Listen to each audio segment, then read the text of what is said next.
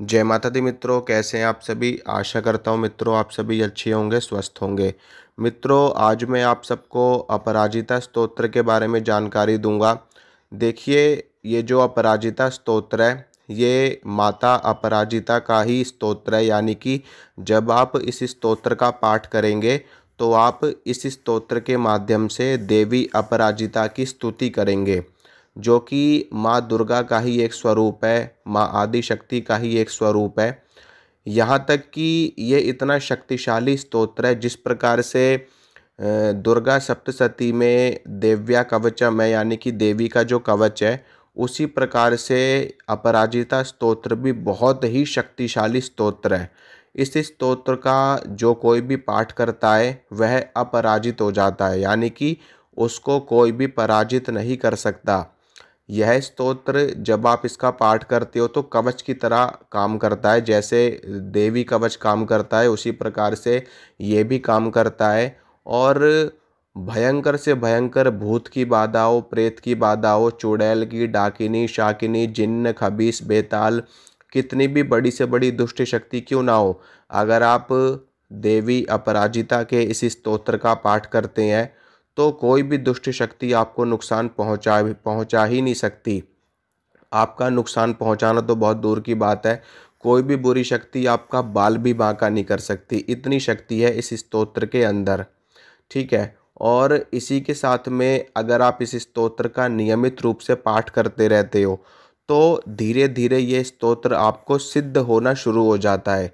ठीक है। इस स्तोत्र का पूर्ण लाभ आपको कब प्राप्त होगा? देखिए, जब आप इस स्तोत्र का पाठ करना शुरू कर देंगे, मान लो आप रोज इस स्तोत्र का कम से कम एक पाठ तो करोगे ही करोगे। एक से कम तो और होगा नहीं, कम से कम एक पाठ तो आपको करना ही करना है। अगर आप ज़्यादा करोगे, जैसे कि 5 पाठ, 7 पाठ या 11 पाठ आप करते हो, तो बहुत जल्दी ये स्तोत्र आपको सिद्ध हो जाएगा। यानी कि ज़्यादा से ज़्यादा 1 महीने में, सवा महीने में, 40 दिन में, 41 दिन में ये स्तोत्र आपको सिद्ध हो जाएगा। लेकिन अगर आप इस स्तोत्र को रोज़ एक बार पाठ करते हो तो भी ये आपकी पूरी सुरक्षा करेगा, तो भी ये आपका पूरा सपोर्ट करेगा, हर काम में आपको सिद्धि दिलवाएगा। लेकिन इसकी जो पूरी सिद्धि है, जो पूर्ण सिद्धि है इस स्तोत्र की, उसको मिलने में थोड़ा सा आपको 6 महीने का समय लग सकता है, 1 साल का समय लग सकता है, 2 साल का समय लग सकता है, लेकिन फिर भी ये सिद्ध हो जाएगा। अगर आप रोज़ इसका पाठ करते हो तो धीरे धीरे ये सिद्ध हो जाएगा। जपात सिद्धि, जपात सिद्धि, जपात सिद्धि न संशयः। अगर हम लगातार किसी मंत्र का जाप करते हैं तो वो मंत्र हमारा सिद्ध हो जाता है। इसी प्रकार से जब हम किसी स्तोत्र का, किसी चालीसा का नियमित रूप से पाठ करते हैं तो धीरे धीरे वो चालीसा, वो स्तोत्र भी सिद्ध हो जाता है। अब बात करते हैं इस स्तोत्र की शक्ति की। माँ भगवती देवी अपराजिता की कृपा से जैसे वो अपराजिता हैं, उसी प्रकार से वो अपने भक्त को, अपने शिष्य को भी अपराजित बना देती हैं, अर्थात जो किसी से पराजित ना हो सके। इस स्तोत्र के बारे में बहुत सारी बातें भी कही गई हैं, जो कि इस स्तोत्र में ही कही गई हैं। इस स्तोत्र के बारे में ये तक कहा गया है कि जो कोई भी व्यक्ति इस स्तोत्र का पाठ करता है, यानी कि जो भी इस अपराजिता परम वैष्णवी अप्रतिहता पढ़ने से सिद्ध होने वाली शक्ति, स्मरण करने से सिद्ध होने वाली विद्या को सुने, पढ़े, या जो भी इसको पढ़ता है, सुनता है, स्मरण करता है या धारण करता है, उसको किसी भी प्रकार का भय नहीं होता, शत्रुओं का भय नहीं होता। उसको वशीकरण, टोने टोटके, तंत्र मंत्र, इन सभी का कोई भी भय नहीं होता। इसके अलावा ऐसा व्यक्ति जो इस स्तोत्र को पढ़ता है, सुनता है, वो जहाँ भी जाता है उसके काम सिद्ध होते हैं, उनको शक्तियाँ प्राप्त होती हैं, सिद्धियाँ प्राप्त होती हैं। यहाँ तक कि अगर आप इस स्तोत्र का पाठ करते हो तो और भी जो शक्तियाँ हैं, और भी जो देवी देवता हैं, वो भी आपके ऊपर कृपा करने के लिए बाध्य हो जाते हैं। क्योंकि जहाँ पर माँ आदि शक्ति हाथ रख देती है ना, तो वहाँ पर कोई शक्ति टल नहीं सकती। अगर माँ भगवती, माँ जगदम्बा ने आपके आपके ऊपर हाथ रख दिया तो फिर तो सारी शक्तियाँ कृपा करेंगी ही करेंगी।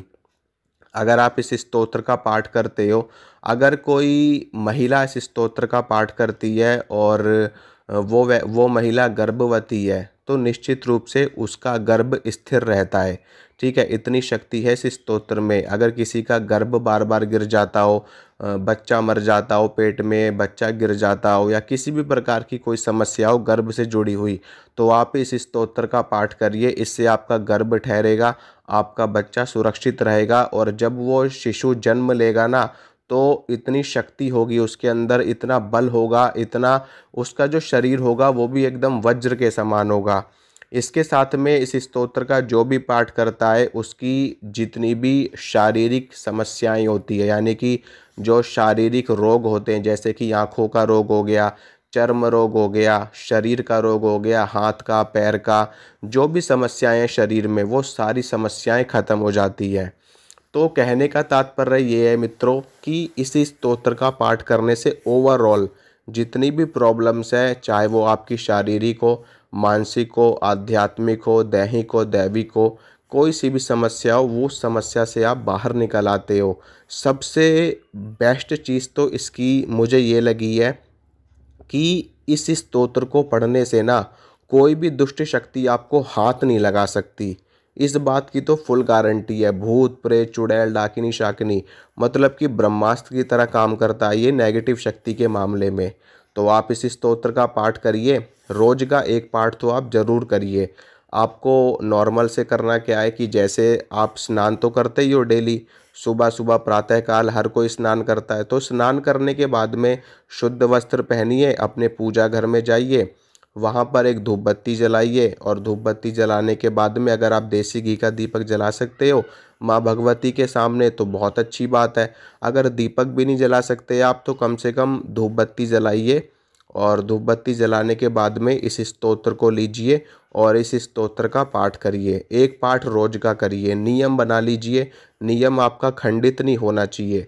ठीक है, रोज एक पाठ करो।